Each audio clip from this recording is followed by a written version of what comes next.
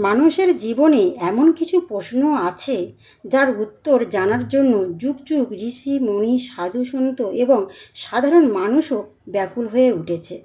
তার মধ্যে একটি প্রশ্ন হলো, মাংস খাওয়া কি পাপ? যদি মাংস খাওয়া পাপ হয় তবে কেন পৃথিবীর বহু মানুষ তা খায়? আর যদি পাপ না হয় তবে গরুর পুরাণে কেন জীব হত্যার কঠিন ফলের কথা বলা হয়েছে? আজকের এই পৌরাণিক কাহিনীতে আমরা জানব গরুর পুরাণে ভগবান বিষ্ণু স্বয়ং গরুর দেবকে কী শিক্ষা দিয়েছিলেন। জানব কর্মফল, জীবদয়া এবং ধর্মের সেই গভীর রহস্য, যা শুনলে হয়তো আপনার জীবনকে নতুনভাবে ভাবতে বাধ্য করবে। তাই ভিডিওটি শেষ পর্যন্ত দেখুন, কারণ শেষের শিক্ষাটি আপনার হৃদয়কে স্পর্শ করবেই। প্রাচীনকালে এক নগরে ধনঞ্জয় নামে এক ধনী ব্যবসায়ী বাস করতেন। তিনি ছিলেন অত্যন্ত দয়ালু, কিন্তু একটি বিষয় তার মনে সবসময় সংশয় ছিল। তিনি প্রায় ভাবতেন, মাংস খাওয়া কি সত্যিই পাপ? যদি পাপ হয় তাহলে এত মানুষ কেন তা খায়? একদিন তিনি এই প্রশ্নের উত্তর খুঁজতে এক মহাজ্ঞানী ঋষির আশ্রমে গেলেন। ঋষিকে প্রণাম করে তিনি বললেন, গুরুদেব, আমার মনে বহুদিন ধরে একটি প্রশ্ন ঘুরছে। গরুর পুরাণে মাংস খাওয়ায় সম্পর্কে কী বলা হয়েছে? ঋষি মৃদু হেসে বললেন, বস্ত্র, তোমার প্রশ্নের উত্তর আমি দেব না। আজ তোমাকে এমন এক কাহিনী শোনাবো যার মাধ্যমে তুমি নিজেই উত্তর পেয়ে যাবে। একসময় গরুর দেব ভগবান বিষ্ণুকে জিজ্ঞাসা করলেন, প্রভু, মানুষ মৃত্যুর পর কোন কর্মে কী ফল পায়? তখন ভগবান বিষ্ণু জীব হত্যা এবং তার ফল সম্পর্কে বিস্তারিত বর্ণনা করেন। তিনি বলছেন, যে ব্যক্তি অকারণে জীব হত্যা করে এবং অন্য প্রাণীর কষ্টের প্রতি উদাসীন থাকে, সে তার কর্মের ফল অবশ্যই ভোগ করে। কারণ এই জগতে প্রত্যেকটি প্রাণীর মধ্যে ঈশ্বরের অংশ বিদ্যমান। অনেক বছর আগে এক জঙ্গলে রুদ্রসেন নামে এক শিকারী বাস করত।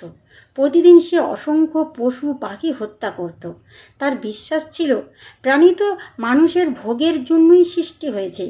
একদিন সে একটি হরিণকে তীর মেরে আহত করল। হরিণটি মৃত্যুর আগে তার চোখের দিকে তাকিয়ে যেন নীরবে কিছু বলতে চাইছিল, কিন্তু রুদ্রসেনের হৃদয় ছিল কঠিন। সে সেই দিকে গুরুত্ব দিল না।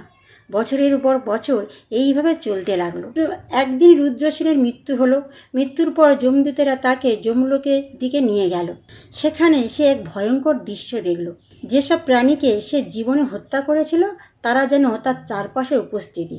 তাদের যন্ত্রণা, তাদের আর্তনাদ তার হৃদয় বিদীর্ণ করে দিল।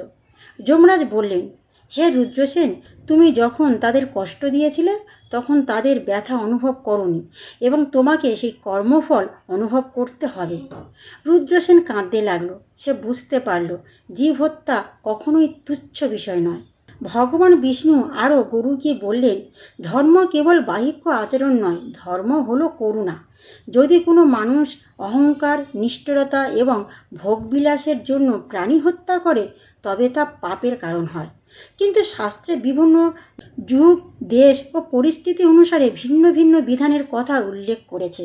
তাই বিচার করা হয় মানুষের মন, উদ্দেশ্য এবং কর্মের উপর। বন্ধুরা, এক গল্প শোনাই তোমাদের। এক গ্রামে এক সাধু বাস করতেন। একদিন তার কাছে একজন যুবক এসে বলল, গুরুজি, আমি কি মাংস খাওয়ার জন্য নরকে যাব? সাধু বললেন, তোমার প্রশ্নের আগে আমি একটা প্রশ্ন করি।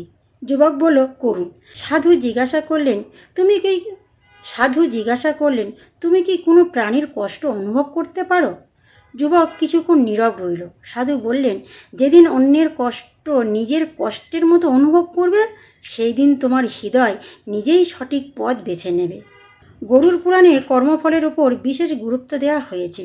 যে যেমন কর্ম করে সে তেমন ফল পায়। দয়া করলে দয়া ফিরে আসে, হিংসা করলে হিংসা ফল ফিরে আসে। এই কারণেই বহু সাধু মহাত্মা অহিংসা জীবনযাপনের পরামর্শ দিয়েছেন। ঋষির এই কাহিনী শুনে ধনঞ্জয়ের চোখে জল চলে এলো। তিনি বুঝতে পারল, প্রশ্নটি শুধু মাংস খাওয়া পাপ কি তা নয়। আসল প্রশ্ন হলো, আমার হৃদয়ে কতটা দয়া আছে। ঋষি বললেন, বৎস, ঈশ্বর মানুষের বাহিক্যের পরিচয় দেখে না, তিনি মানুষের হৃদয় দেখেন। ধনঞ্জয় প্রণাম করে ফিরে গেলেন। সেদিন থেকে তিনি প্রত্যেকটি জীবের প্রতি আরও বেশি করুণা ও সম্মান দেখাতে শুরু করলো। তাহলে বন্ধুরা, গরুড় পুরাণ আমাদের শেখায় জীবনের সবচেয়ে বড় ধর্ম হলো দয়া। যে হৃদয়ে করুণা আছে সেই হৃদয়ে ঈশ্বর বাস করেন।